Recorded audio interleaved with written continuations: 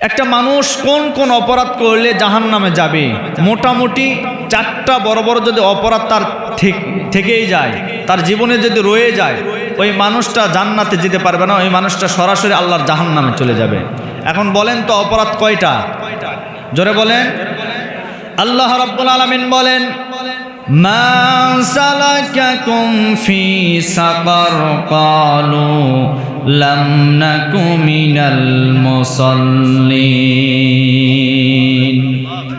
কিয়ামতের ময়দানে রব্বুল আলামিন যেই সমস্ত মানুষদেরকে জাহান্নামের ভিতরে পাঠিয়ে দিবে, যারা জাহান্নামের ভিতরে চলে যাবে, এই সমস্ত মানুষগুলিকে জিজ্ঞাসা করা হবে, ভাই আজকে তোমরা জাহান্নামে আসলে কেন? কারণটা কি আমরা জানতে চাই।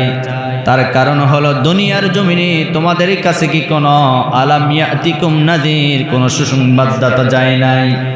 যারা জাহান্নামের কথা তোমাদেরকে বলে নাই, আল্লাহর আযাবের কথা তোমাদেরকে কি শোনায় নাই?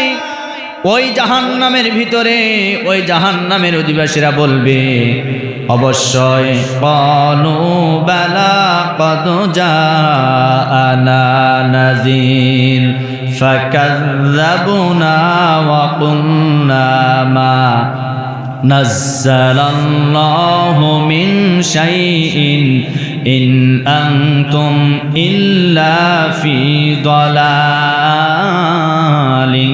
কাবীর। জোরে বলে আল্লাহু আকবার। তখন ওই জাহান্নামের অধিবাসীরা বলবে, অবশ্যই আমাদের কাছে এসেছিল ওই সমস্ত হুজুরেরা, জাহান্নামের ভয় আমাদেরকে শুনিয়েছে, কিন্তু আমরা তাদের কথাগুলিকে মিথ্যা প্রতিপন্ন মনে করেছিলাম। আমরা মনে মনে ভাবতাম হুজুরেরা যা বলে সব মিথ্যা কথা বলে। যেমন আজকে বাংলাদেশের জমিনে কিছু মানুষ আছে যারা হুজুরদেরকে মৌলবাদী বলে গালি দিচ্ছে। মৌলবাদী বলে গালি দিচ্ছে, তার কারণ হলো তাদেরকে যদি ওই জাহান্নামে পাঠায় দেওয়া হয়, ওই মানুষেরাই বলবে, আমরা দুনিয়াতে হুজুরদেরকে দেখতে পারতাম না, হুজুরদের কথা শুনতাম না। হুজুরেরা যখনই কথা বলতো আমরা তাদেরকে বলতাম হুজুরেরা ধর্ম ব্যবসায়ী। কথা বলেন না কেন? এই ধর্ম ব্যবসা বলে তাদেরকে আমরা গালি দিয়েছি, তাদেরকে আমরা মৌলবাদ বলে গালি দিয়েছি, তাদের কথা আমরা মেনে নেই নাই। এরপরে ওই জাহান্নামের অধিবাসীরা বলবে, আমরা তাদের কথা যদি আজকে মেনে নিতাম তাহলে আমাদের এই কঠিন পরিস্থিতি হতো না। ফেরেশতারা তখন বলবেন, ঠিক আছে, জাহান্নামে যে আসলে এই আসার তোমাদের কারণ কি? ওই ফেরেশতারা তখন জবাব দিয়ে ওই জাহান্নামের অধিবাসীরা তখন জবাব দিয়ে বলবেন, আমাদের এই জাহান্নামে আসার জন্য মূলত 4টা অপরাধ ছিল। 1 নাম্বার অপরাধের নাম হলো ক্বালু লাম নাকু মিনাল মুসাল্লিন। দুনিয়াতে আমাদের উপরে নামাজ ফরজ হয়ে গিয়েছিল, এরপরও আমরা সময় মতো নামাজ আদায় করতাম না।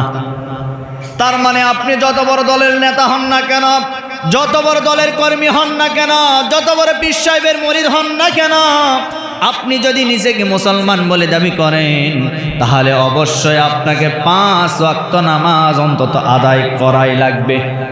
তার কারণ নামাজ যারা পড়বে না এরা যাবে কোথায়? কথা বলেন, কোথায় যাবে? এই মানুষগুলো যাবে জাহান্নামে। কিন্তু আজ আমার সমাজের ভিতরে নামাজি বেশি না বেনামাজি বেশি? কথা বলেন।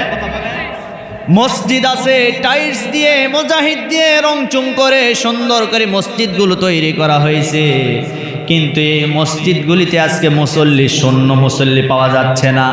এমন ফজরের সময় ওয়াক্ত হয়ে যায়, এমন মসজিদ আছে মসজিদে শুধু মুয়াজ্জিন আর ইমাম আছে, মুসল্লি নাই। কথা বলে।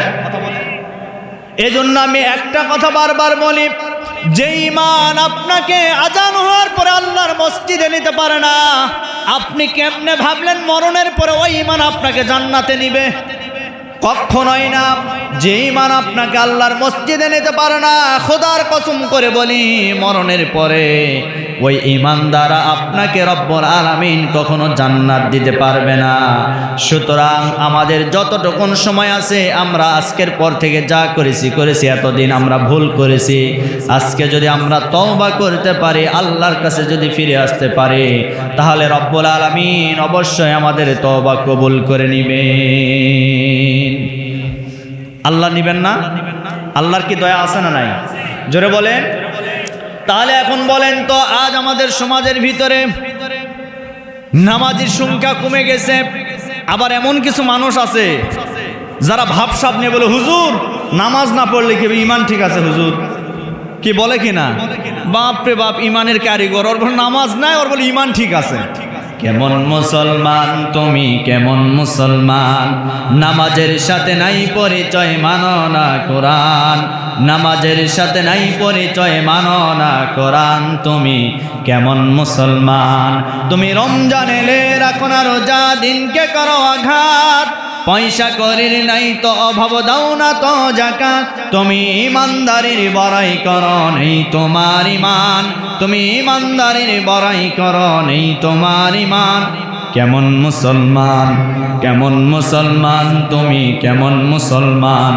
নামাজের সাথে নাই পরিচয়, মানো না কোরআন। নামাজের সাথে নাই পরিচয়, মানো না কোরআন। তুমি কেমন মুসলমান? তুমি সুদের টাকায় বসত করো, ঘুষ ছাড়ো না। দিন দক্ষিণা খেয়ে মরে, খবর রাখো না। কথা বলেন ঠিক কিনা? আজ আমাদের সমাজে সুদখোর আছে না নাই? আছে, মানে সামনের কাতারের মুসল্লি, একেবারে সকাল সন্ধ্যায় নামাজও পড়ে, জিকির আজগারও করে, তসবিহ হাতের ভিতরে নিয়া জিকির করছে হাজী সাহেব, জিকির করছে নামাজি সাহেব। সুবহানাল্লাহ 33,000, আলহামদুলিল্লাহ 40,000, সুদের সাথে টাকাও লাগাই 50,000। কথা বলেন, কথা বলেন। তুমি সুদের টাকায় বসত করো, ঘুষ ছাড়ো না। দিন দক্ষিণা খেয়ে মরে, খবর রাখো না। তুমি বিচারে অবিচার করো, সাজিয়া প্রধান। তুমি বিচারে অবিচার করো, সাজিয়া প্রধান। কেমন মুসলমান, কেমন মুসলমান তুমি, কেমন মুসলমান? নামাজের সাথে নাই পরিচয়, মানো না কোরআন। তুমি কেমন মুসলমান? তুমি নবীর উম্মত দাবি করো, সুন্নাহ মানো না। নবীর অপমানে তোমার হৃদয় কাঁদে না। তুমি নবীর উম্মত দাবি করো, সুন্নাহ মানো না। নবীর অপমানে তোমার হৃদয় কাঁদে না।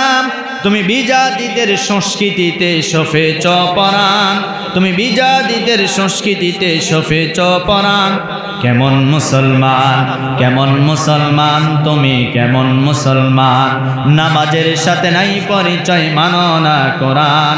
নামাজের সাথে নাই পরিচয়, মানো না কোরআন। তুমি কেমন মুসলমান? লিল্লাহে তাকবীর।